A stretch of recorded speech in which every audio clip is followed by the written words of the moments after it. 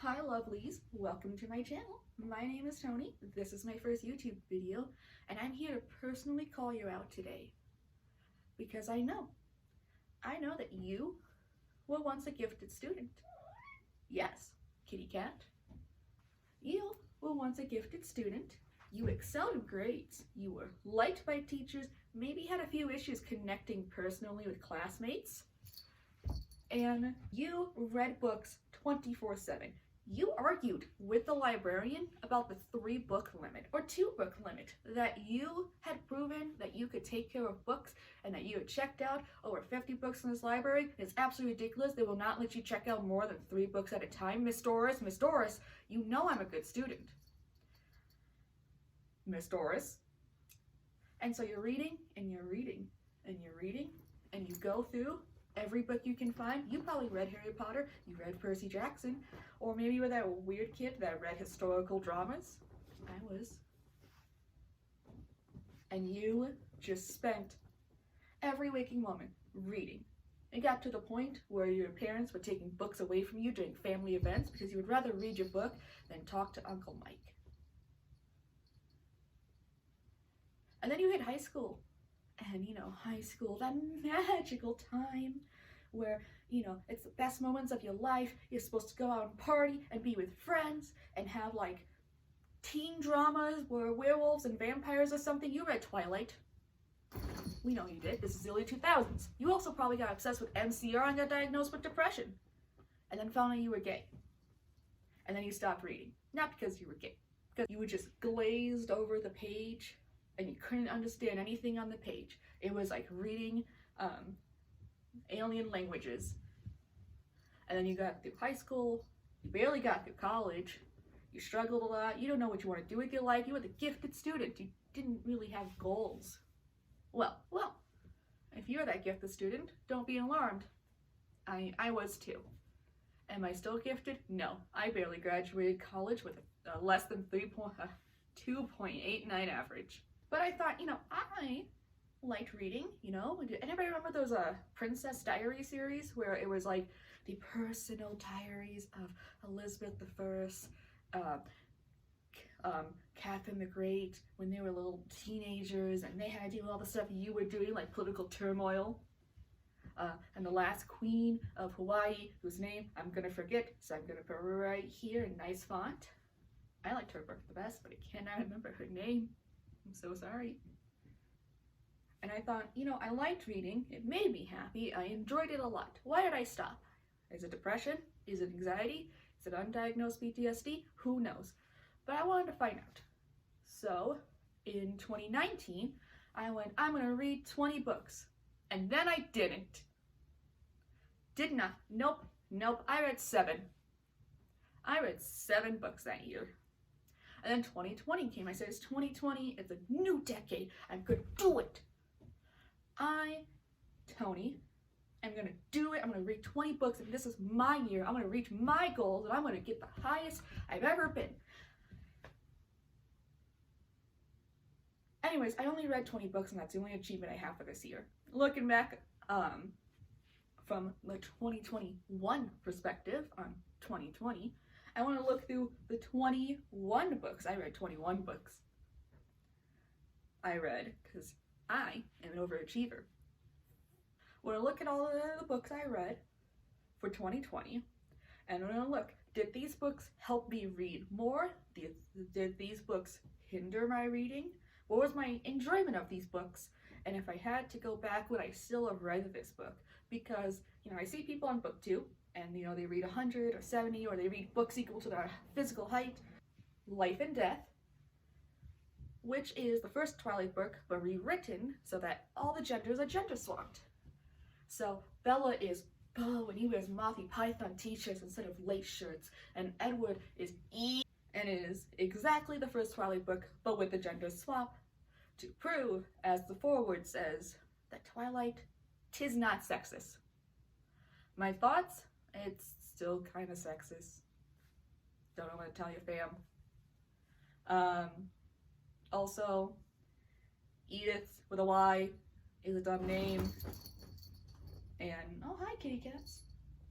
Thank you. No, I'm not filming a video. You're fine. Just fight around my legs. It's fine. No one needs to know. It was one of the first books I read this year because it's $5 at Target, and I went, why not? I read Twilight as a teenager, and I remember why I never finished Twilight. So, in high school, I read Twilight, had some enjoyment of it, read New Moon. I was bored. Don't really know what else to say about New Moon except it was kind of boring, fam. What was the next one? Eclipse. Read it, didn't finish it. I had the box set because my mom gave it to me, and I went to Breaking Dawn, and I skipped all of Jacob's POV because, God, I was not reading that. After New Moon, did not enjoy Jacob as a character. He got hot and became a piece of shit. That's my official viewing of it. So, I don't know really what I was thinking going to Life and Death. Maybe I think I just forgot how much I did not enjoy the Twilight series as a teenager. But this was a really nice wake-up call because I did not enjoy this at all. This book, boring. It was dull. Stephanie Meyer has a way of making my eyes glaze over the page. Her prose, bland. Even when there's interesting bits like Bella or Bo saying, "I don't care if I die." Still, like, it's like a spark of flames in a sea of water. Boring, still, mosquito-infested water. Didn't like it. And I forced myself to read it because I had to read 20 books. And I, grinded myself through it, and I hated it the entire time. I spent like the last several chapters just flipping through, reading as fast as I could, doing that thing where you read the top of the page and you read the bottom of the page and you fill in the rest because you know that you know what's going to happen in between. And if I had to go back, I would not have bought the books. I don't own the book. I gave it to a coworker that loves Twilight. She loves it. I'm glad she likes it because I did not.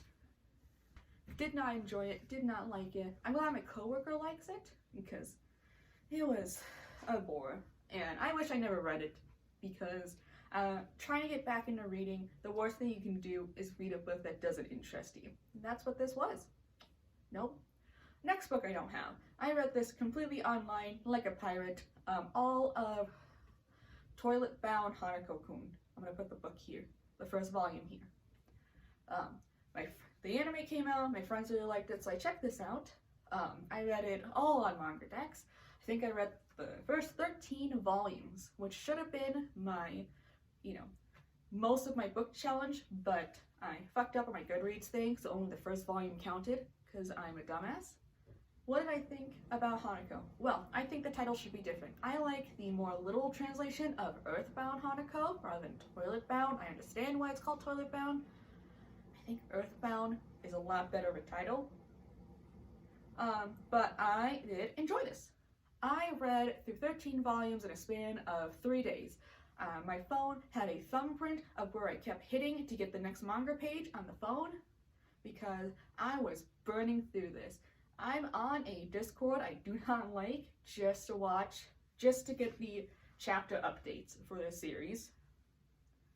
For those who don't know, Toilet Bound Hanako-kun is about a girl named Nene who goes to Hanako-san, a ghost that lives in girls' toilets, to ask to make a wish. And her wish is to have her crush notice her and fall in love. Instead of a girl with long black hair, a boy in an older school uniform pops out, and he grants her wish. Stuff happens, and they become friends, and they solve supernatural mysteries together. And you got more characters like other ghosts, other supernaturals, an exorcist, a dumb exorcist. It's a fun comedy full of cool supernatural stuff, interesting mysteries, and a romance, which I like. Romance is one of my top 3 genres. And it's still ongoing. I am scared for whatever that ending is. Ooh, latest chapters, not fun. But I did enjoy this, and this got me to just read a lot more graphic novels because I found them more enjoyable than the one Twilight novel I read. Next book I do not have, because I gave it to my grandmother.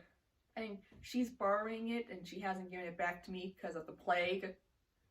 But this is They Called Us the Enemy by George Takei. Now, this was one of the 2 nonfiction books I read this year, and this one's a downer. This is George Takei's memoir about his family's time in the Japanese internment camps. I think, given that 2020 was the last year of the Trump administration, this was a super interesting and powerful book to read. At times, the book felt very bittersweet, which fits because he was a kid and his parents were really trying to not let the world let the traumas affect their children, which I think is very brave of them. There's some happy moments, there's a lot of sad moments. I teared up a lot during this book, and I'm glad I read it. I would put They Called Us the Enemy as my top book of 2020. And fun fact, it's the first graphic novel my grandmother has ever read. My grandmother wanted to read it. She is super anti-Trump, so she wanted to read it, and I had to show her how to read a graphic novel because she's never read a comic or a novel before that wasn't Charlie Brown. And according to her, she enjoyed it a lot, but because of the plague, we haven't been able to meet up and for her to give me the book back. So that's the only reason I do not have it in my possession. So, now that I've already told you my favorite book of the year was, let's go down to the mysterious pile you can't see. Alright, so I thought the best way to get back into reading was to see something nostalgic. Do I have this in order? Yes. So I read the first 9 volumes of Yu-Gi-Oh! One of my goals is I want to own an entire library in my house. I want to walk down to my living room and see bookshelves upon bookshelves of books and be able to pull it. And I want books I enjoy. And I enjoyed Yu-Gi-Oh! Series. Yu-Gi-Oh! Is one of the reasons I got into writing. Yes, I'm an amateur writer. How could you tell? So I wanted to revisit the series and read it. I have most of the volumes, and I'm probably going to finish the series in 2021, but I read the first 9 volumes in between books I didn't like. Every time I had a book I didn't like, I read 3 more volumes. And these are the big 3-in-1 Takabon volumes, so they are hefty ones. A complaint, I would say, is that there's no page numbers. Like, some pages have the page numbers, and it's very obvious they just took the volumes and put them together. It didn't really do a lot of good editing. So I read all of what you would call Season 0, which is someone bullies Yugi, the spirit inside the puzzle possesses Yugi, and messes up someone's day. Like, people are being set on fire and thrown into rivers. It gets really violent. And then it gets going to Duelist Kingdom, where most of the violence kind of gets lessened a lot, and we play card games for the rest of the series. It's interesting going from violence to card games in such a short span, but I do miss the original violent Yu-Gi-Oh! We did different games every chapter instead of card games every 2 chapters. But revisiting Yu-Gi-Oh! Did get me to read more because I did enjoy it. I enjoyed Yugi's one of my favorite characters. Above me is a bunch of Yugi, not the spheres of the puzzle, not Yami, not Atem, Yugi himself. I have every time there's a Yugi figure, I buy it and put it on my bookshelf, my shelves here, because Yugi's one of my favorite characters, and watching him slowly mature through these volumes is a joy for me. Too bad Dark Side Dimensions doesn't care about Yugi. Things I've read, next things I'm pulling out is volume 9 and 10 of Sailor Moon. I love Sailor Moon. I have a Sailor Moon collection off camera over there. And I absolutely love Sailor Moon. It's one of my first animes. Fun fact, 14-year-old Tony in the beginnings of the Third Depression found anime on YouTube, and I went from Sailor Moon, which at the time I convinced myself wasn't a girly anime. I'm a tomboy. I don't watch girly shows. It's boyish because it's a boys thing because they fight. Duh. If I could go back in time, I would punch 14 to 13-year-old Tony really hard. I also went from Sailor Moon straight to Higurashi, if you want to know what my interest lies. But yeah, this was part of the Sailor Moon Discord. One of the Sailor Moon Discords I'm in does Sailor Moon rereads, and because of 2020, we only got to volumes 9 and 10 this year, but it was nice to revisit these and to know how much I prefer the original anime over the manga. Anyways, these two kind of cover the 4th arc, which is my least favorite arc. I'm not a fan of the horse, or the Dream Circus, but I do like Sailor Moon, and these volume covers are super pretty. I will eventually get the new Sailor Moon Eternal Edition books that are nice, are bigger and hardcover, but for now, I have these. I did read a good book January to February that wasn't Hanako-san. It was porn. This is The Beast of Beeswick. I'm gonna pull this close to the camera so you can see. I love Beauty and the Beast. I have like 2 collections going on. I got Sailor Moon and a Beauty and the Beast collection. I don't collect the Barbie dolls though. I am gonna say that. I'm not a fan of those Belle Barbie dolls, and I rather have the pops than the dolls.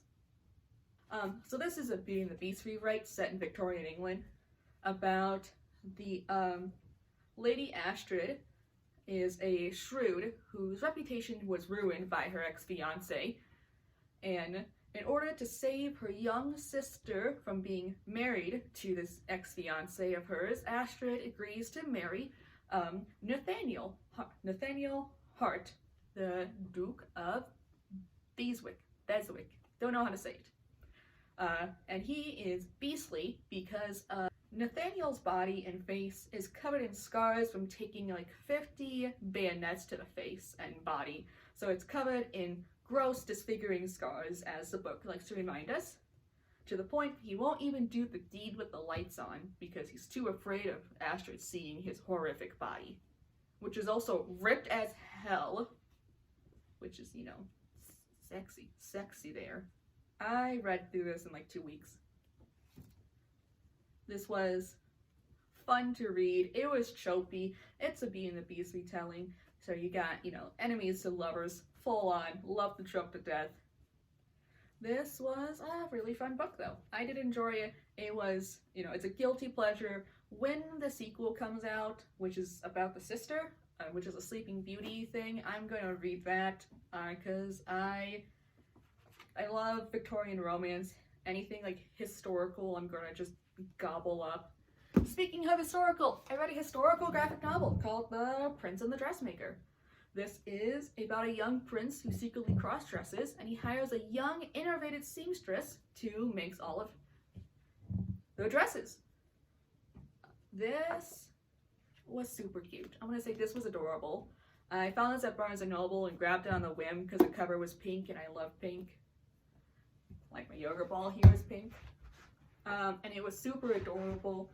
All the dresses were nice, the characters were interesting, even when they were making absolutely the wrong choices. And I have read this twice, and then I gifted this to my roommate, which is why I still have it. And my roommate loved it.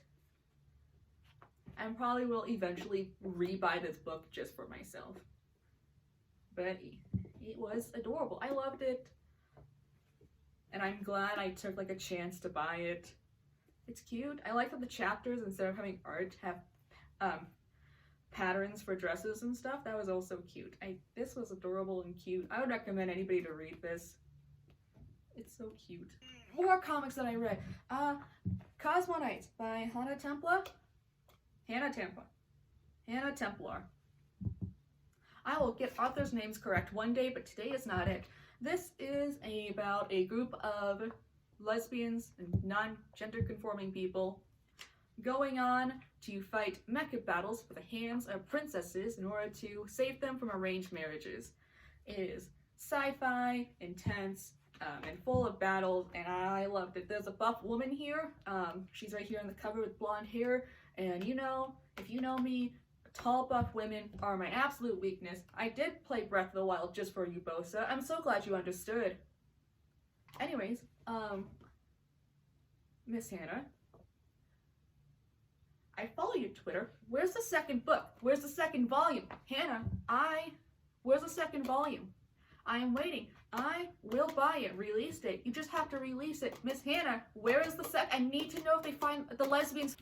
I signed up for Book of the Month because I watch a bunch of booktubers, and Sydney with Reads, I used her promo code, and some of the books I have that I haven't read, because I have a list of books I haven't read on my bookshelf, which is ridiculously long.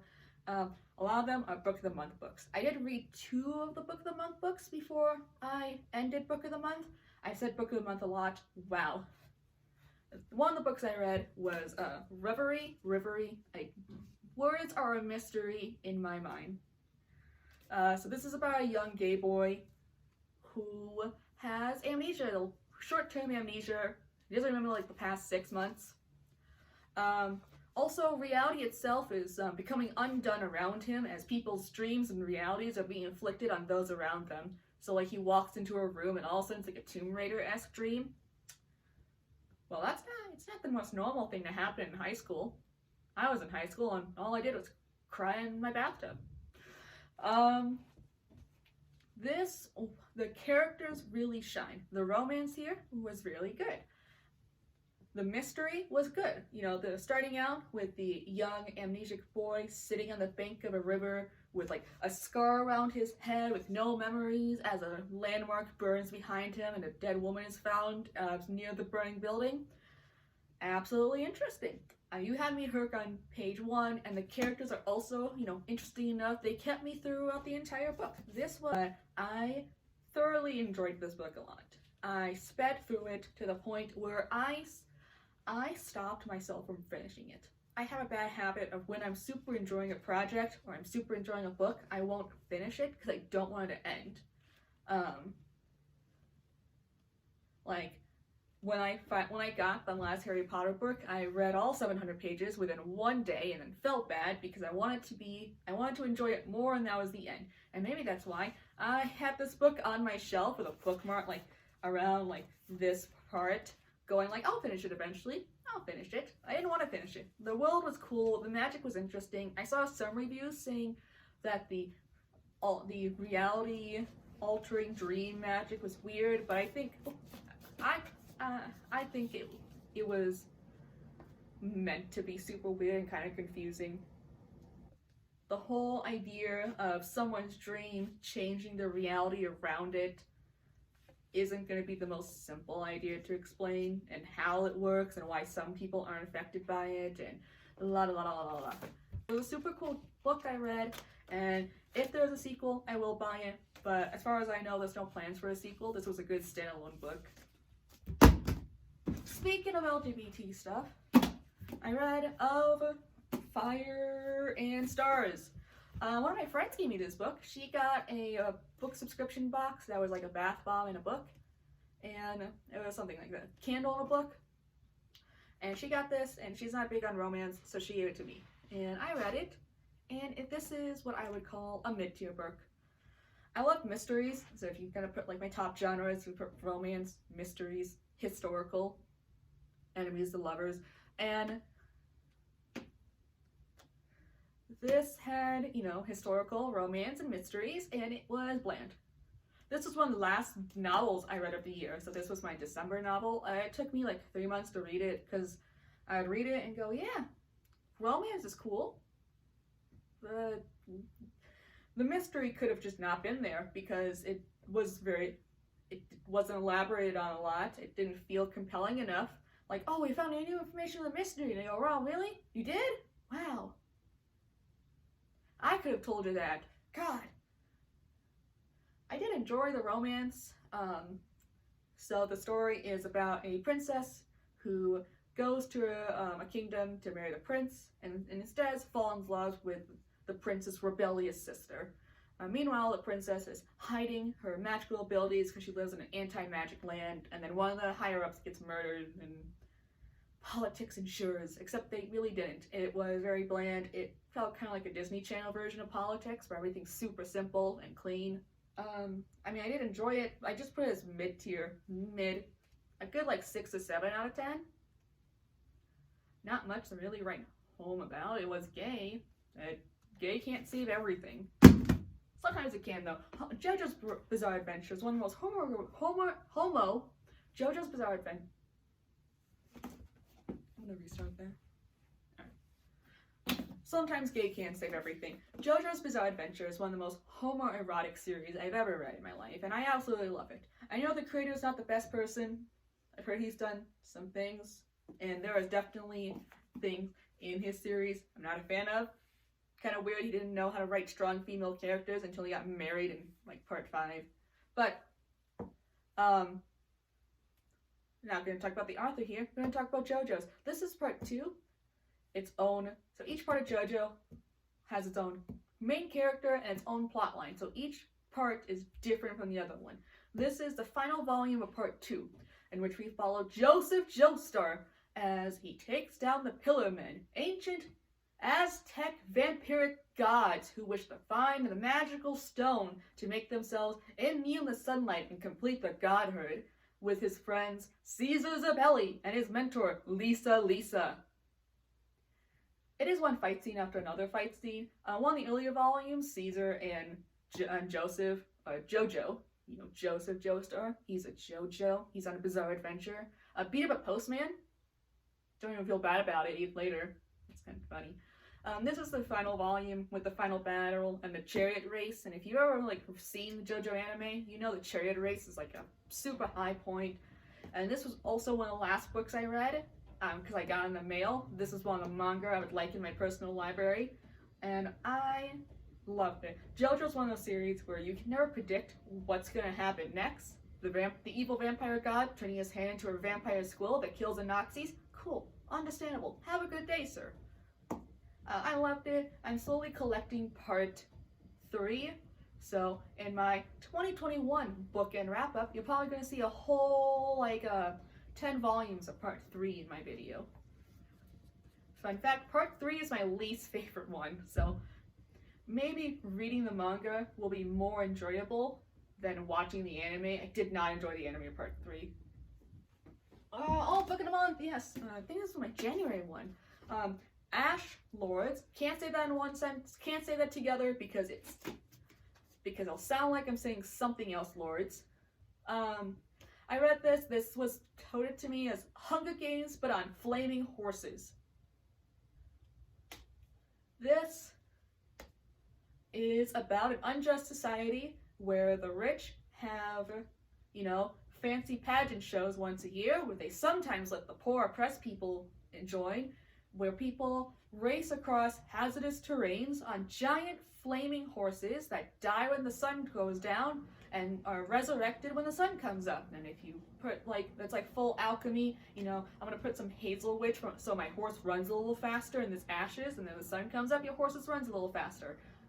The world building was interesting.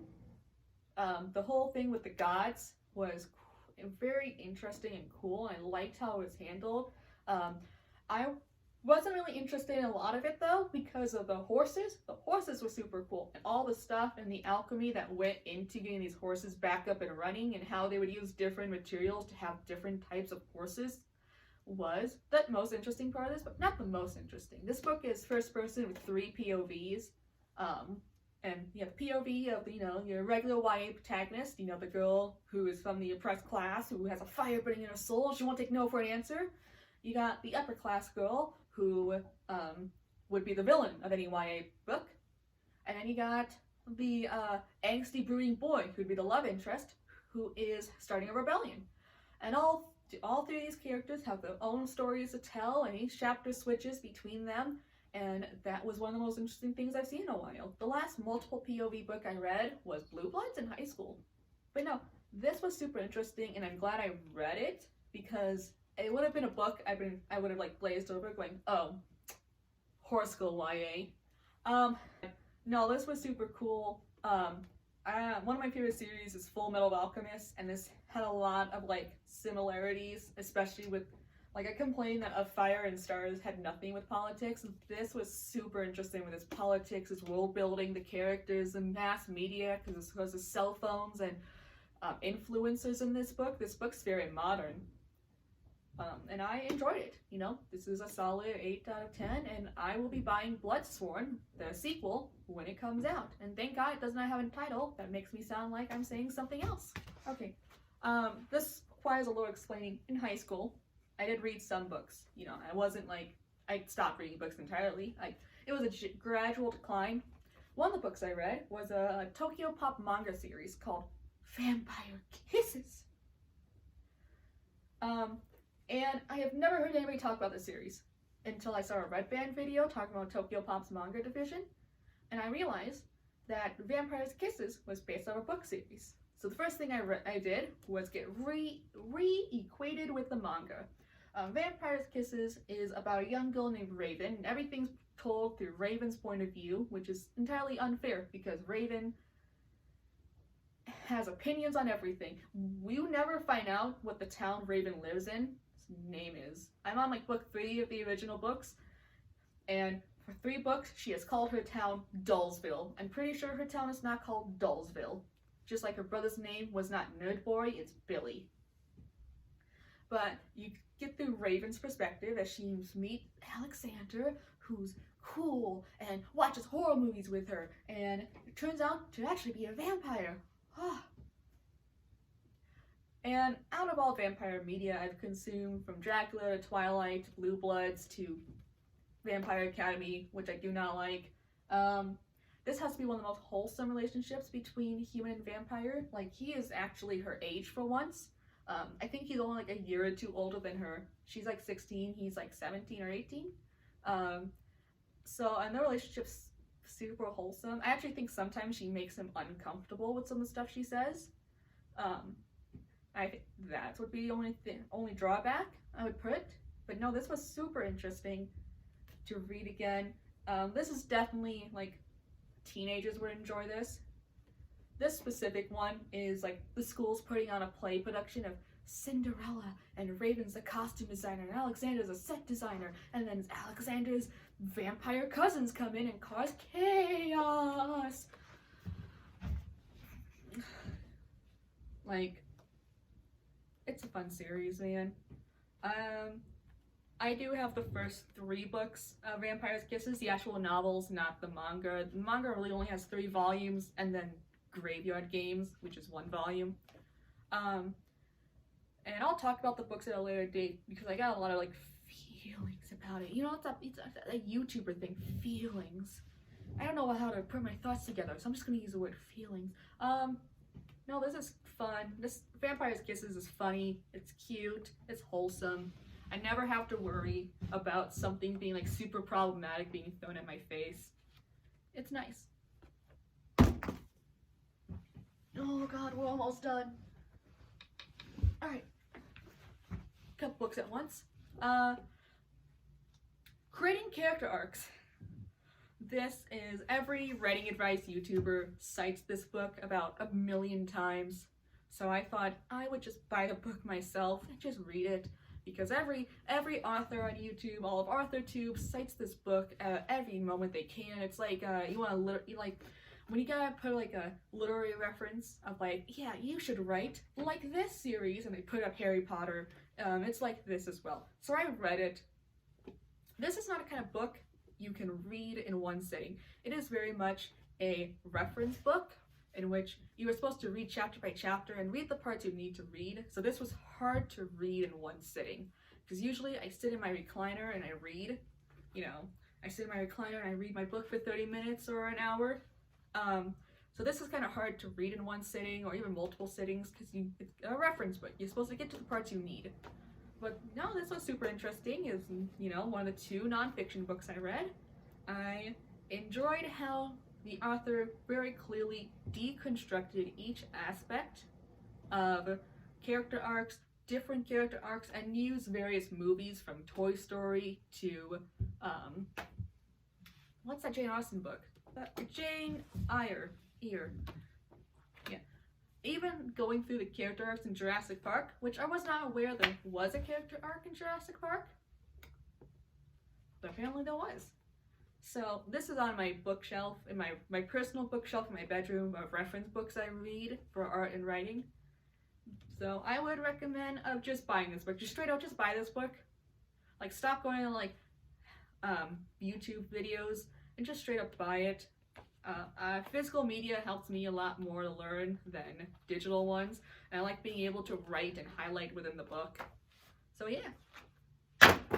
These two are DC comics. I bought at Ollie's for super cheap. First one is volume 3 of Hawkeye, LA Woman, and maybe I should have read the first 2 volumes. I was kind of lost beginning, and it took a few rereads to understand what was going on, but Kate Bishop is such an interesting character, and this was fun. It had a lot of jokes, and I enjoyed it a lot. But that's really all I gotta say about it. There was sometimes with the art where like the constant use of silhouettes was kind of boring, the poses weren't really interesting, and I wasn't really interested. I wish I knew more what was going on and who some of the villains were, because I did not read the other 2 volumes. Maybe I will. Last one, Dead Man. I love Danny Phantom. I write too much fan fiction for Danny Phantom. So, you know, Dead Man's a dead superhero, just like Danny is. I'll read it. This is the most tired plot I've ever read. The art was absolutely fantastic. So this artist is amazing. The actual story was super predictable. It kind of got boring and cliche, and at one point I wasn't quite sure what was going on because I didn't know Dead Man's powers that well. Like the Black Void sequence, I'm like, why are they in the Black Void? I read this twice, and you know, I did enjoy it, but it's kind of like you were enjoying a filler episode of an anime kind of enjoyment. We're down to 2 books, and I don't like either of these. Okay. So real quick, I know the big YA authors are like Sarah J. Maas and Cassandra Clare. I read Cassandra Clare's stories when I was in high school. I read Mortal Instruments, and I do not like incest. Straight up, don't like it. And if you read Mortal Instruments, you know my critique already. I don't like the incest. Even if you say, oh, but they're adopted, so it's fine, they're adopted. They're not blood related. That's still gross. That's gross. Stepchildren, step-siblings, adopted siblings, no. Don't boink them. Do not like it. And I pulled this up because I read Sarah J. Maas, who is a YA darling.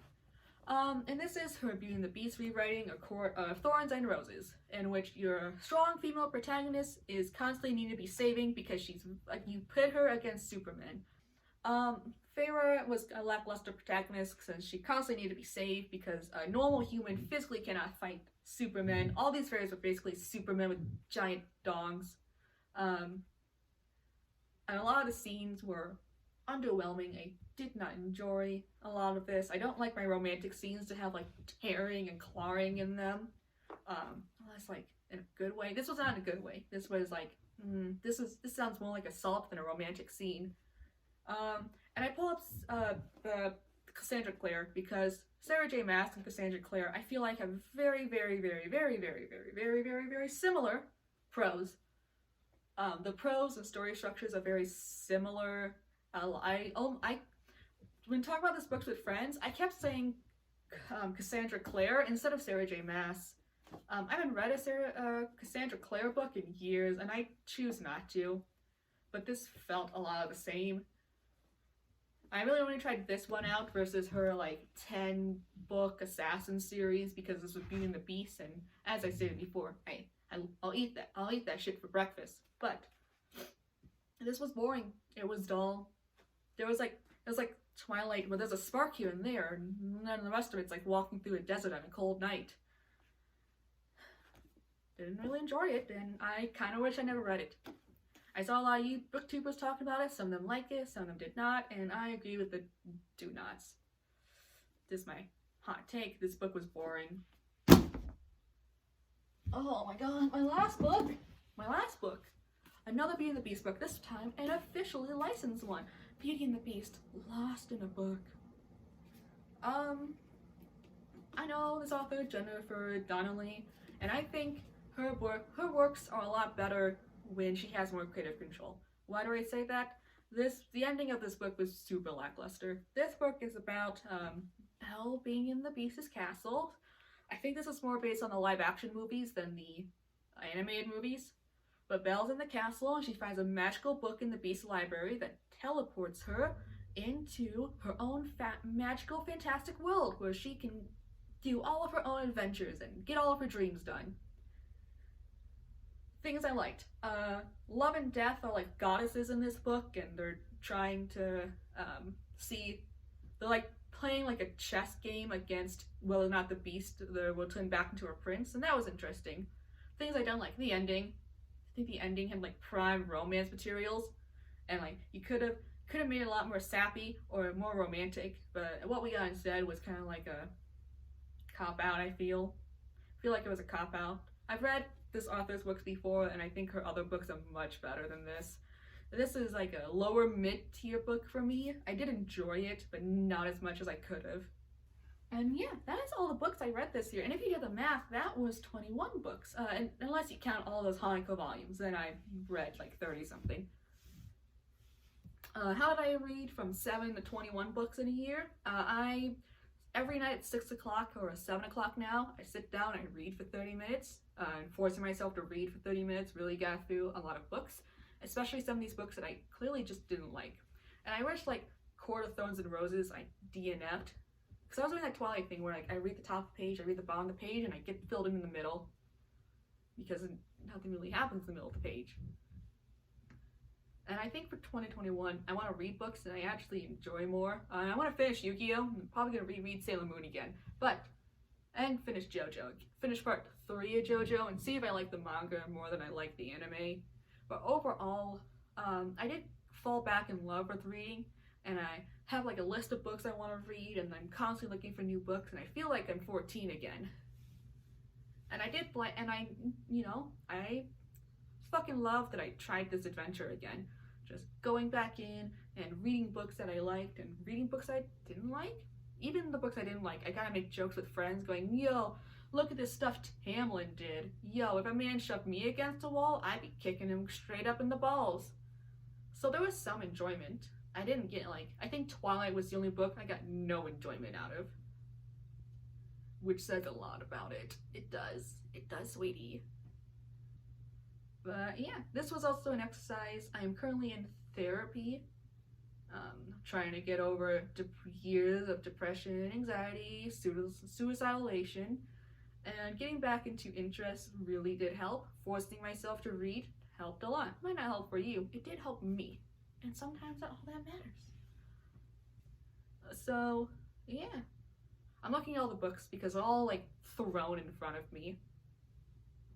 And I'm glad I made the effort, and I hope in 2021 I read at least 20 books I enjoyed. Even if they're all just Yu-Gi-Oh! I'm just gonna be like, what did I enjoy? Yu-Gi-Oh! That's all I enjoyed this year. I hope to continue this. I don't want to put any pressures on myself to be like, I'll read 50 books, I'll read my heightened books, I'll read 100 books. No. I'm gonna read at my own pace and just enjoy being thrown into these worlds. Thank you for watching my video, lovelies. Thank you for watching all the way through. Hope you enjoy it. So if you like this video, want to see me talk for over 30 minutes about things only I enjoy, make sure to subscribe. There's a bell icon. Why does it exist? I think you should hit it to see what it does. Hit the like button. Leave a comment about how you love my makeup look today. I spent a lot of time on this. I went to ColourPop and dropped like $70. You should tell me that I liked it. And enjoy!